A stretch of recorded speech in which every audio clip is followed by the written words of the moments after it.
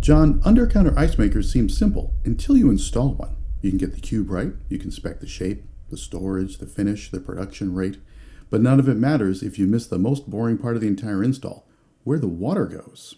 That's when things go sideways and you get reviews like this one.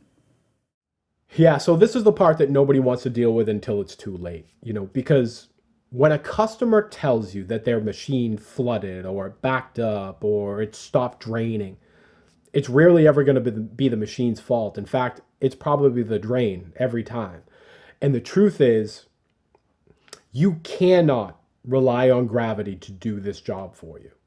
Not in a built-in kitchen, not in an undercounter space, not in an outdoor space, not if you want to sleep at night at least, because even if the slope is perfect during install, even if the drain pump runs clean and the pitch checks out 10 different times by 10 different people, it doesn't mean it's going to stay that way, right? Floors shift and cabinets settle.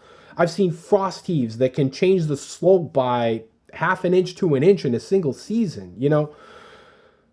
You won't know anything's wrong until water starts pooling and the bin is soaked and the homeowner walks in on a Monday morning and the machine is full of warm slush.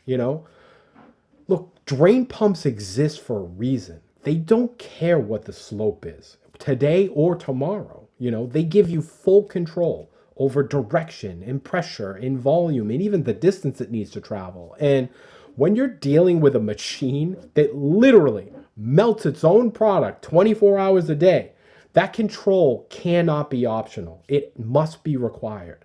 I've seen $4,000 machines written off after a couple of months because somebody wanted to save a couple $100 on a drain pump. I've seen floors ripped up because somebody assumed the grade would stay true forever.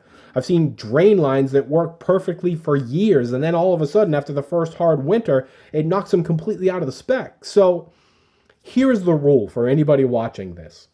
If you're speccing an under-counter ice machine, spec a pump. No guesswork, no negotiation, no, it should be fine, because gravity might work on install, but eventually, I promise you, it will not.